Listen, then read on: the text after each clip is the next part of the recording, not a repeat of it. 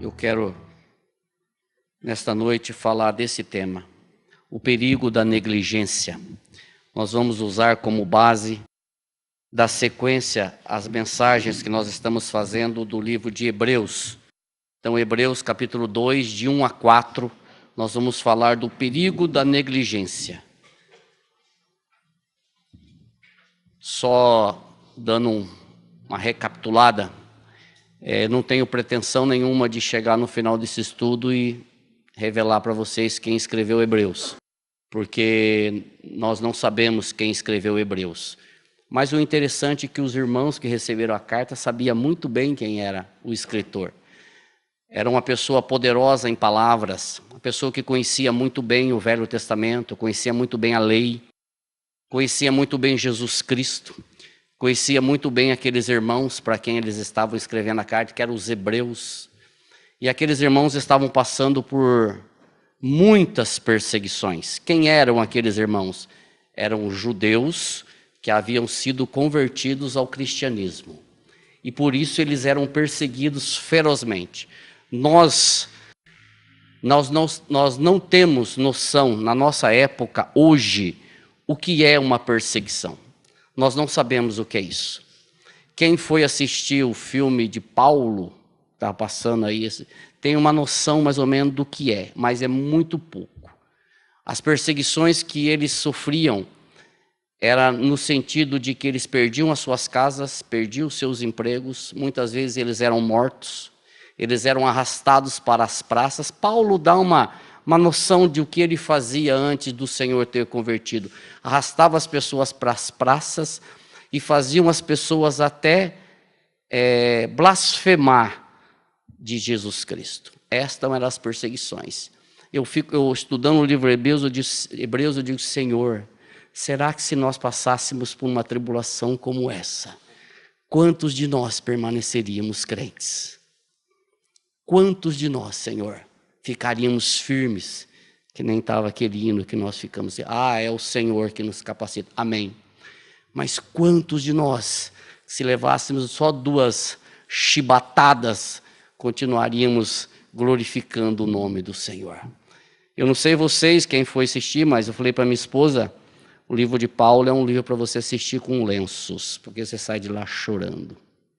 E é muito pouco do que é uma perseguição.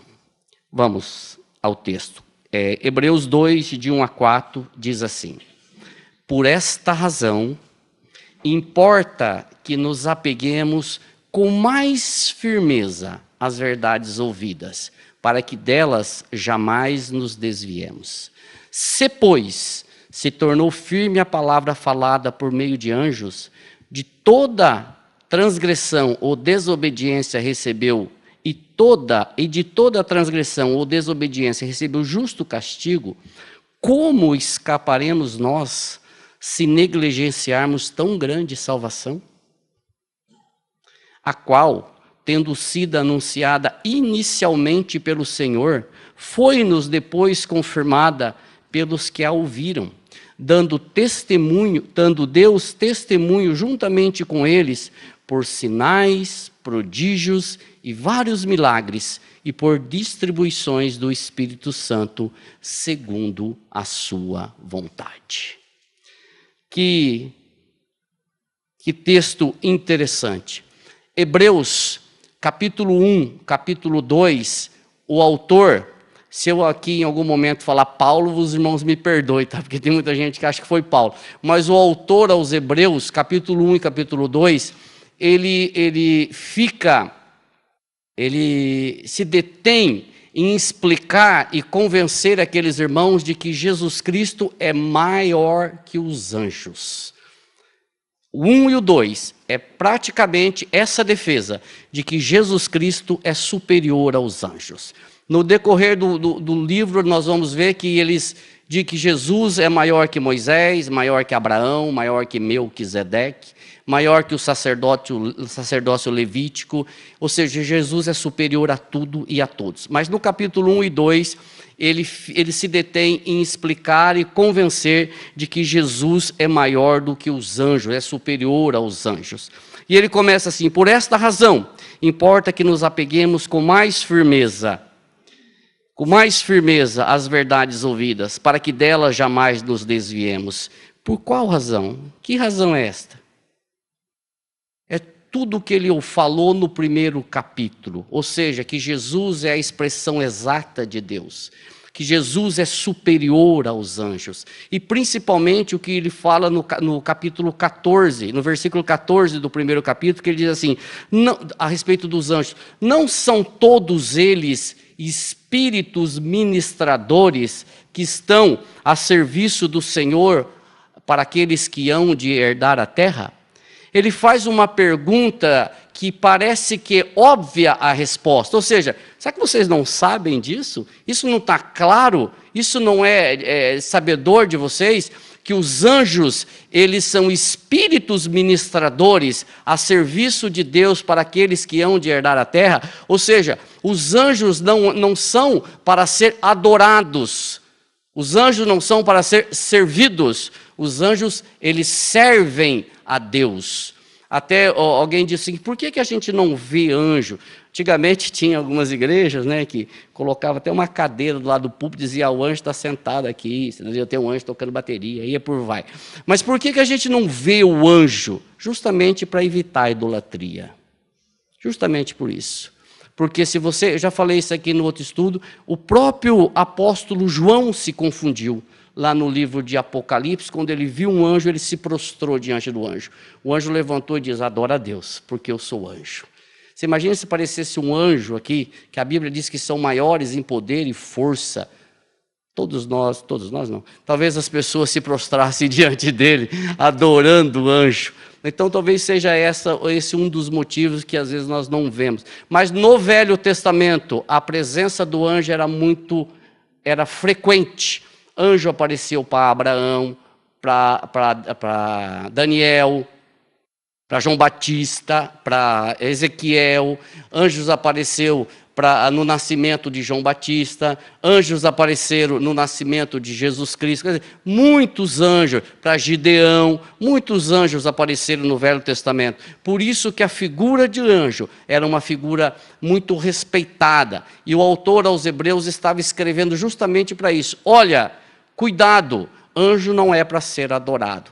A Bíblia não deixa claro se eles estavam adorando ou orando a anjos, mas alguns autores dizem que possivelmente eles já estivessem orando ou adorando a algum anjo. Então há essa advertência do escritor a respeito disso.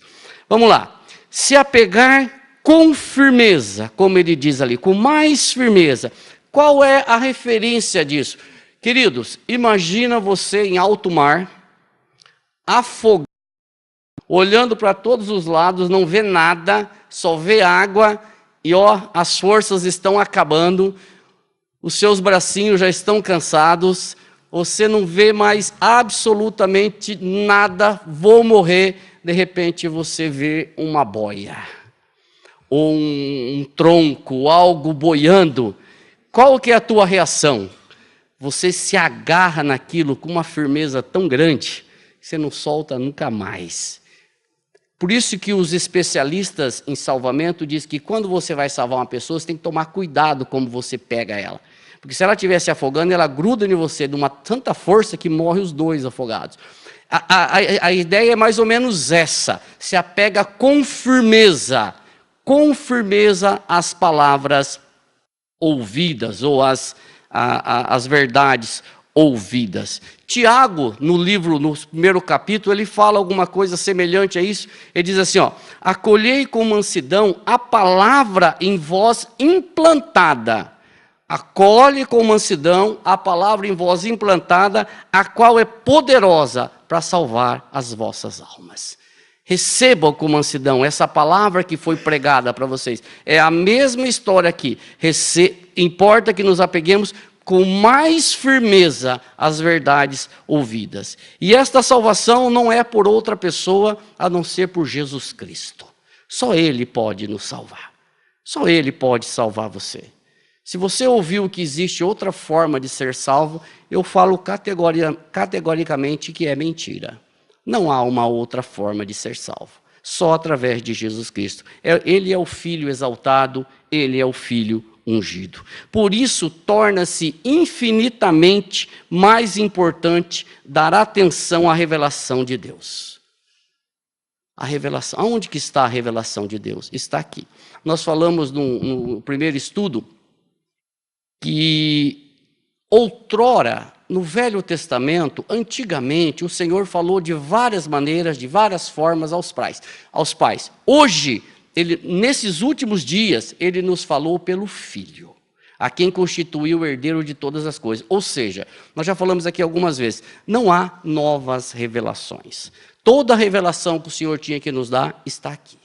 Então, se você quer que o Senhor fale com você, se você quer conhecer o Senhor, se você quer ter uma intimidade com o Senhor, é aqui, é na Bíblia. Esse negócio de novas revelações, eu tenho uma revelação para você, essa revelação, se não estiver na Bíblia, não é uma revelação que provém do Senhor.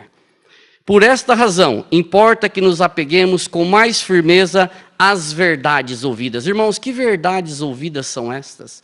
Se eu falar para você hoje, importa que você se apegue com mais firmeza às verdades que você ouviu.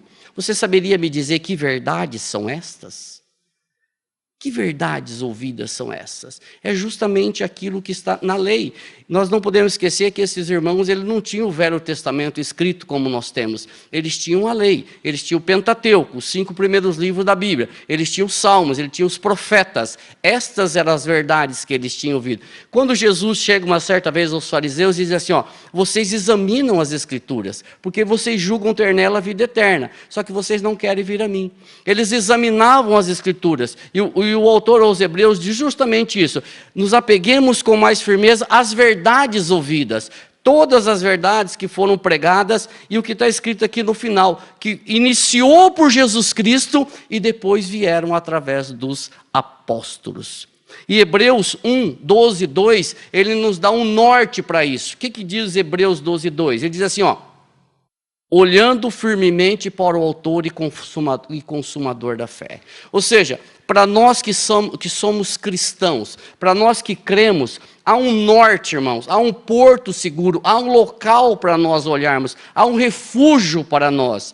Nós não precisamos olhar para todos os lugares, buscar solução em todos. Só há um lugar para nós olharmos, para o autor e consumador da fé, Cristo Jesus. A situação está complicada? Olha para Cristo. A situação está boa? Olha para Cristo. Você está passando por provações? Olha para Cristo. Não está passando por provações? Também olha para Cristo. Porque Ele é o autor da tua fé. Não só o autor, como também Ele é o consumador da nossa fé. O nosso principal incentivo é encontrado não em outro lugar, senão na pessoa e obra de Jesus Cristo, que tendo ido antes de nós, isso é muito importante, foi antes de nós, como autor e consumador da fé, e é o exemplo supremo. Jesus é o exemplo supremo de fé na corrida até a eternidade. Um pregador chamado Moody, ele diz assim: nenhuma calamidade, influência, força ou circunstância deveria ser tolerada se enfraquecesse a nossa esperança de salvação. Nada deveria ser tolerado por mim ou por você, se isso de uma forma simples ou não viesse a interferir na nossa esperança de salvação.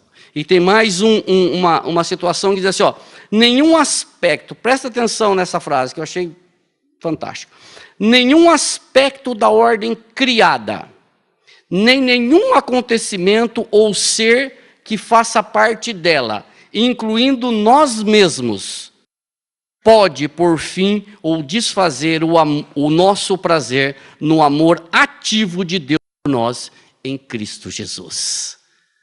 Nada pode desfazer o amor do Senhor por nós. Nada. E é interessante que Paulo escreve isso em Romanos, capítulo 8, do versículo 35 a 39, que ele diz assim: quem nos separará do amor de Cristo? Será tribulação, ou angústia, ou perseguição, ou fome, ou nudez, ou perigo, ou espada? Como está escrito, por amor de ti somos entregues à morte o dia todo. Fomos considerados como ovelhas para o matadouro. Em todas estas coisas, porém, somos mais que vencedores, por meio daquele que nos amou.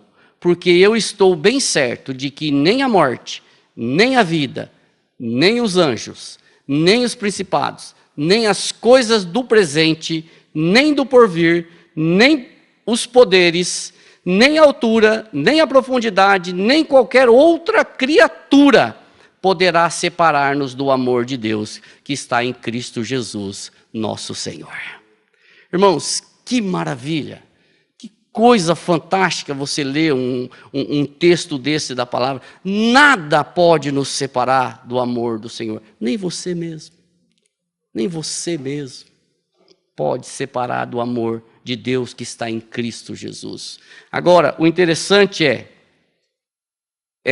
em todas estas coisas somos mais do que vencedores por meio daquele que nos amou.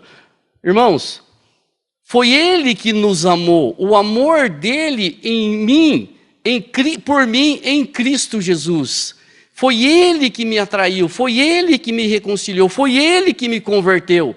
Ele que fez, e não eu, não a minha força, não o meu amor. Foi o amor do Senhor por mim e o amor do Senhor por você. E esta advertência para aqueles irmãos é uma advertência séria. Ela foi dirigida aos hebreus, porque muitos deles estavam querendo voltar. Muitos deles não estavam conseguindo, suportando a perseguição. Alguns já haviam voltado, outros já haviam morrido, alguns já haviam perdido todos os seus bens. Então, foi uma advertência para eles ficarem firmes, para eles não desistirem. E a mesma advertência serve para mim e para você. A mesma advertência serve para a igreja de hoje. Não só para aquela igreja lá, para aqueles irmãos de Hebreus, serve para a igreja de hoje. Só há uma segurança para o crente, Jesus. Só uma segurança para nós, Jesus. O nosso Salvador e Senhor. Só há um porto seguro para nós, Jesus. E o alívio, irmãos, deste vale de lágrimas que nós passamos aqui, vai acontecer só quando o Senhor se manifestar. Se você acha que aqui as coisas vão melhorar, talvez você esteja enganado. Mas essas provações, estas perseguições, estas dificuldades, elas terão fim um dia. O dia que o Filho de Deus se manifestar pela segunda vez e vir buscar a igreja dele. Não a comunidade cristã de Londrina, mas a igreja dele. Por esta razão, importa que nos apeguemos com mais firmeza às verdades ouvidas, para que delas jamais nos desviemos. Eis a consequência para não desviarmos do alvo que é Cristo, é nos apegar às verdades ouvidas. Como que eu vou ficar firme com o Senhor? Se apegue às verdades ouvidas. Como, irmãos? Lendo a palavra, orando, meditando, conversando com irmãos que creem, trocando os nossos entretenimentos pela palavra de Deus, trocando as coisas que não têm muito valor por estar na presença do Senhor. Ter uma fé sadia, irmãos, uma mente firmada, solidificada em Cristo Jesus. Ter uma palavra moderada, uma palavra sã, uma palavra sadia, não uma palavra torpe, não procedimentos e comportamentos que põem em dúvida a nossa fé, mas estar firmados, solidificados, enraizados em Cristo Jesus. Irmãos queridos, a apostasia é uma realidade. A apostasia é uma realidade. Muitos deixam o Evangelho. Muitos deixam Cristo. Como eu não sei quem será salvo, eu prego para todo mundo. Muitos deixarão o evangelho.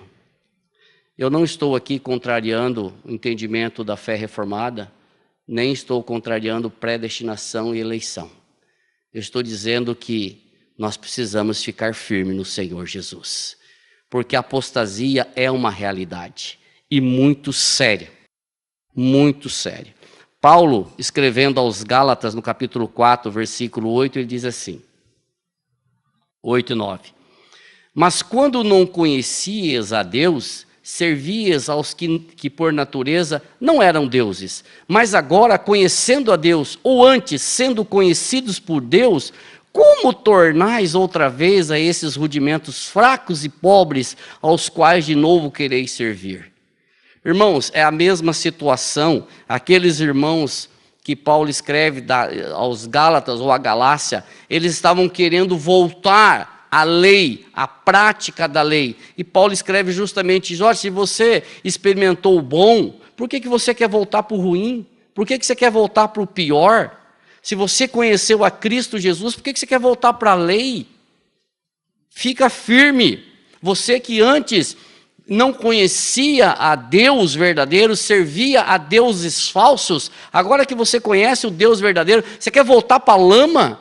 Você quer voltar a servir a outros deuses? E essa advertência serve para nós. Quantas pessoas que dizem, cansei de Jesus?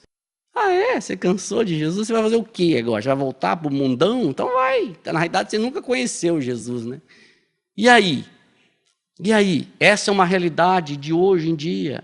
Muitas pessoas achando que lá fora está melhor. Depois de experimentar o melhor, querem novamente voltar ao que é ruim, ao que é pior. Depois de ser conhecido por Deus, querem voltar a servir o que não é Deus. Querem voltar ao engano. O próprio Paulo, escrevendo a Timóteo, é interessante que em 1 Timóteo 4, 2 Timóteo 4, ele fala a mesma coisa. 1 Timóteo 4, 1 diz assim, ora, o Espírito afirma expressamente que, nos últimos tempos, alguns apostatarão da fé por obedecerem a espíritos enganadores e a ensino de demônios. Quando será os últimos tempos? Novidade, nós já estamos nos últimos tempos. Porque os últimos tempos foi desde a primeira vinda de Cristo até a segunda vinda de Cristo. Então, nesses tempos que nós estamos vivendo, muitos apostatarão da fé. Muitos deixarão o Senhor. E você quer ver que interessante? 2 Timóteo 4, 3, 4, ele diz assim, pois haverá tempo em que não suportarão a sã doutrina. Pelo contrário, cercar-se-ão de mestres, segundo as suas próprias cobiças, como que sentindo coceira nos ouvidos, e se recusarão a dar ouvidos à verdade, enganando-se, entregando-se às fábulas. Só conversinha fiada. Só o evangelho light. Se você contestar, se você afrontar, se você chamar de pecador, nunca mais volta na igreja. Só querem ouvir o seguinte, ai, Deus é amor. Realmente Ele é amor, só que Ele é justo também. E aí, qual o evangelho que nós estamos pregando? Tem um versículo aqui, ó, que se não me falha a memória, é Atos 17, 11, que diz que é para você que está aqui, ó, olhando para mim, ó, vê se o que eu estou falando aqui é verdade. Examine a Escritura, porque a culpa, o peso para quem prega é grande, mas para você que ouve é do mesmo tamanho. Então examine a Escritura para ver se é verdade. Se você achar que não é verdade, vamos conversar. Porque você é responsável também, você que está ouvindo. Não só eu que estou pregando, você também tem responsabilidade. Além disso, o apóstolo orienta os irmãos, quando ele escreve a segunda carta aos Tessalonicenses, ele adverte aqueles irmãos dizendo o seguinte, que antes da segunda vinda de Cristo, haverá uma grande apostasia. Antes de Cristo se manifestar, vai preceder uma grande apostasia. Irmãos, nós estamos vendo isso hoje. Nós estamos vendo isso hoje. Muita gente abandonando, muita gente voltando, muita gente falando que não quer. É só nós olharmos para o que está acontecendo no mundo. Quem está mais por dentro, na Europa, o evangelho está bem fraco nos Estados Unidos, e essa é a sequência, ele virá para o Brasil. Ou o evangelho, ou como alguém diz, um meio evangelho. A W. Pink fala que é um meio evangelho, ou seja, você prega uma parte e você deixa a outra parte para trás. Continuando a mensagem, Hebreus 12, 2 diz assim: se, pois, se tornou firme a palavra falada por meio de anjos, e toda a transgressão ou desobediência recebeu justo castigo. Isso é uma passagem muito interessante. O que significa se tornou firme? Significa conservou o seu valor, pois foi Deus quem autenticou a palavra. É isso que significa. Palavra falada por meio de anjos. E aqui é interessante. Havia uma crença, e é uma crença forte, porque nós temos base em outros textos, de que a lei que foi entregue por Moisés lá no Monte Sinai, Moisés recebeu essa lei pelos anjos, pela mão de anjos. Por isso que o anjo também era uma figura tão forte na religião judaica. E nós vamos ver isso em Gálatas 3,19, Paulo falando isso, onde diz assim, qual, pois, a razão de ser da lei? Foi adicionada por causa das transgressões, ou seja, por causa das transgressões a lei foi dada, até que viesse o descendente a quem se fez a promessa, e foi promulgada por meio de anjos, pela mão de um mediador. A lei foi entregue por anjo. Ainda, nós vemos em Atos, capítulo 7, versículo 38 e 53, lembra aquela discussão de Estevão? Quando os fariseus disputavam com Estevão, conversavam e Estevão contendia com eles e ganhava deles nos argumentos, aí Estevão em 7, 38 e 53, ele fala justamente isso. Atos 7, 38, ele diz assim, é este Moisés quem esteve na congregação do deserto, com o anjo que lhe falava no monte Sinai, e com os nossos pais, o qual recebeu palavras vivas para nolas transmitir. Palavras vivas, a lei. Vós que recebeste a lei por ministério de anjos e não aguardastes. Então é bem forte esse argumento de que a lei foi entregue a Moisés por mão de anjos. Por isso que, como eu disse, a figura do anjo era uma figura muito forte, muito respeitada, muito querida, muito reverenciada. E aí o autor aos Hebreus vem dizer assim, tudo bem, mas eu vou falar de alguém que é muito maior do que os anjos. Eu vou falar de alguém que criou os anjos. Eu vou falar de alguém que comanda os anjos, que é Jesus Cristo. Que é Jesus Cristo. É interessante isso. Por isso os argumentos do autor aos Hebreus é neste sentido, de que os anjos são inferiores ao Senhor Jesus Cristo, de que os anjos adoram o Senhor Jesus Cristo, de que os anjos servem.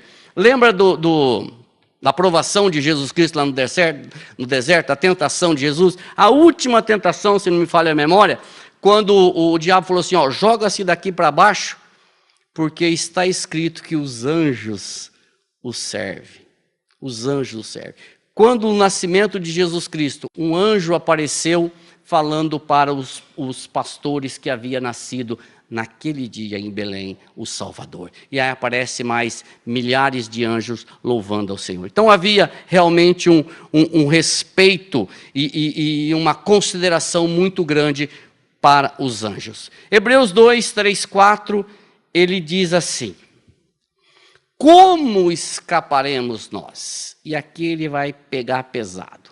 Se negligenciarmos tão grande salvação, a qual, tendo sido anunciada inicialmente pelo Senhor, foi-nos depois confirmada pelos que a ouviram. Só um relato que não está aqui no meu estudo. Esse texto é um texto que os estudiosos pegam para afirmar que não foi Paulo que escreveu Hebreus.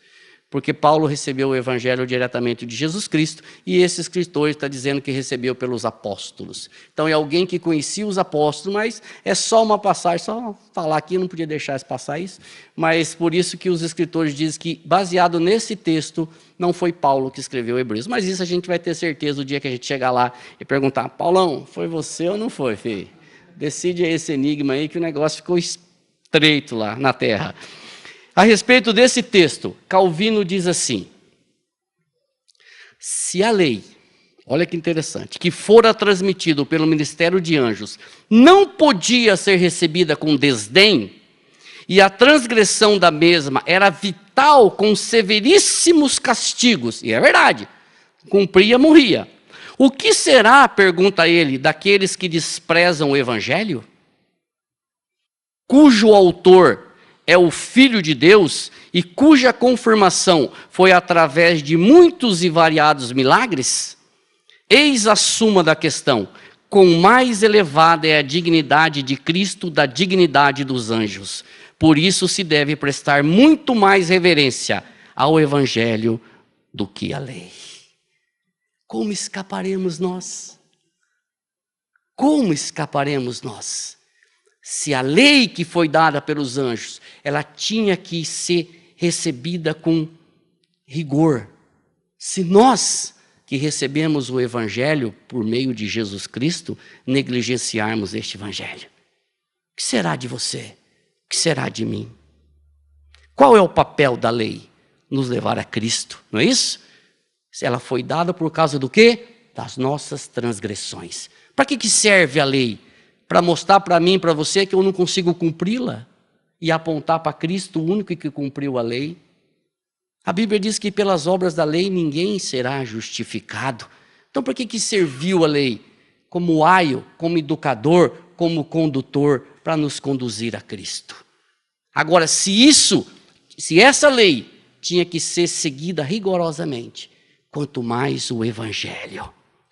E aqui o autor ele usa a técnica do menor para o maior, ou do inferior para o superior. Ou seja, se o que foi falado por meio de anjo era tão importante, sério, e deveria ser obedecido, e quando não foi obedecido recebeu o devido castigo, quanto mais o que foi falado por aquele que é superior aos anjos. Se o que foi falado pela lei é sério, quanto mais o que foi falado pelo Cristo, pelo Filho de Deus. Se a mensagem da lei é tão zelosamente guardada, quanto mais estritamente deverá ser guardada a mensagem do Evangelho, a qual foi iniciada pelo Senhor e depois confirmada pelos que a ouviram. Foi pronunciada pelo Senhor Jesus Cristo. Irmãos, não foi isso que Pedro disse na segunda carta dele, capítulo 1, versículo 16? Onde diz assim, porque não seguimos fábulas engenhosamente inventadas, quando vos fizemos conhecer o poder e a vinda de nosso Senhor Jesus Cristo, pois fomos testemunhas oculares da sua majestade. Nós vimos, ninguém falou, eu toquei no Senhor, eu estive com Ele, eu participei, eu era um pescador, Ele me chamou, eu participei, eu fui testemunha ocular, eu vi, ninguém me contou. Não é isso que ele está falando? Iniciou pelo Senhor Jesus e depois foi confirmada pelos apóstolos. Esse é o Evangelho. E eu volto à pergunta, como escaparemos nós se negligenciarmos tão grande salvação? Como? Há salvação fora do Senhor? Não há salvação fora de Cristo, meus irmãos. Não há salvação. Por isso que esta palavra se tornou firme, ou seja, por isso que ela conservou o seu valor. Deus é quem autenticou esta palavra. Eu quero ler mais uma passagem aqui mais um comentário de Calvino que diz assim, não é só, olha só, é de chorar, não é só uma questão de rejeitar o Evangelho, mas até mesmo o negligenciá-lo não é só rejeitar. Por isso que o perigo o perigo da negligência, que é o tema do nosso estudo, não é só rejeitar, mas só o negligenciá-lo merece o mais severo castigo divino. Sabe por quê? Em razão da grandeza da graça que nele é oferecida. Daí dizer ele, tão grande salvação. Deus quer que valorizemos seus dons de acordo com a sua importância. Quanto mais preciosos são eles, mais abjeta é a nossa ingratidão. Sabe o que significa abjeta? Eu fui buscar no dicionário. Significa imunda, desprezível, vil, baixa, infame. Vou ficar só por aqui. Tá? Quanto mais preciosos são eles, mais imunda, desprezível, baixa, infame é a nossa ingratidão. Caso não conservemos para nós mesmos o seu valor intrínseco. Em consonância com a grandeza de Cristo, assim será a severidade da vingança de Deus contra todos os que desprezam o Evangelho. Sai uma misericórdia, irmãos. Uma misericórdia. Misericórdia daqueles que dizem, eu não preciso desse Deus. Eu não preciso desse Evangelho, isso é coisa de ignorante. Pode ser. Como escaparemos nós, se negligenciarmos isso que foi anunciado pelo Senhor Jesus e confirmado pelos apóstolos? A fuga, irmãos, é impossível. A fuga é impossível. O autor não está de forma nenhuma falando que aqueles irmãos verdadeiros, que os crentes verdadeiros perdem a salvação. Ele não está falando sobre isso. Não é este o estudo. O que ele está falando é que da mesma forma que hoje, nos últimos tempos existem incrédulos, lá naquele tempo também existiam incrédulos. Também existiam. É isso que ele está dizendo. Na antiga aliança, quem negligenciou o Evangelho foi condenado. E agora, quem negligenciar também será condenado. É simples assim. É simples assim. Quem negligenciou lá foi condenado. E quem negligenciar aqui também será condenado. Concluindo, Hebreus 2,4 diz assim: dando Deus testemunho, juntamente com eles. Com quem?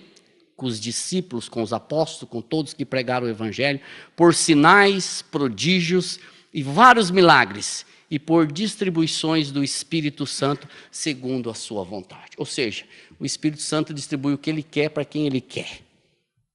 Os dons é o Espírito Santo que dá para quem ele quer, segundo a sua vontade. Deus deu testemunho juntamente com os apóstolos da sua palavra e da sua veracidade. A minha Bíblia diz em Timóteo, 2 Timóteo 3,16, que toda a Escritura é inspirada por Deus. E ainda 1 Pedro 1,21, está aqui esse texto que diz: portanto, jamais a profecia teve origem na vontade humana, mas homens santos falaram da parte de Deus, orientadas pelo Espírito Santo.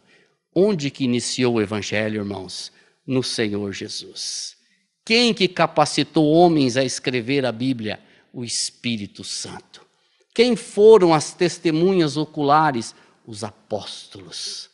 E nós temos essa graça, essa maravilha traduzida na nossa língua, para a gente poder saber o que aconteceu e ter essa revelação. E aí eu quero dizer para vocês mais uma coisa. Os sinais que foram dados, que o Senhor permitiu, é de maior responsabilidade por aqueles que ouviram. Porque além da palavra, o Senhor autenticou com sinais, prodígios e milagres. Qual a diferença entre um e o outro? Qual a diferença entre sinais, prodígios e milagres? Eu não sei. Mas eu vou dizer para você que sinais incitam a mente humana a atentar para algo mais elevado do que aparentam. Esses são os sinais. Prodígios, porque inclui o que é novo e inusitado. E milagres são porque neles o Senhor exibe uma marca extraordinária e especial do seu poder. Só que aí é uma definição, porque João diz que o Senhor confirmou todos os sinais através dos milagres. Então, eu não saberia dizer qual que é a diferença entre um e o outro. Eu sei que os três provêm do Senhor. Sinais, prodígios e milagres. E para terminar mesmo, eu quero dizer para você que hoje nós temos a revelação mais completa de Jesus Cristo do que os nossos irmãos do passado. Por isso a nossa responsabilidade é muito maior. É muito maior. Queridos, eu quero só aplicar uma coisa aqui e dizer para vocês o seguinte: fiquem firmes. E essa é para mim também. Fiquemos firmes. Não arredamos o pé. Não há nada melhor lá fora para nós. Não há nada melhor do que Cristo Jesus. Nós estamos passando por provações? Estamos. Mais para frente nós vamos ver em Hebreus que o sangue ainda não rolou. Ou seja, nós ainda não estamos sendo provados a ponto de nós derramarmos o sangue nosso.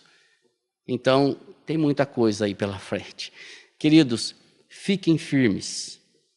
Não dê ouvidos a filosofias, não dê ouvidos a conversinha fiadas, a coceirinha nos ouvidos, dizendo que existe um outro evangelho fora de Cristo Jesus.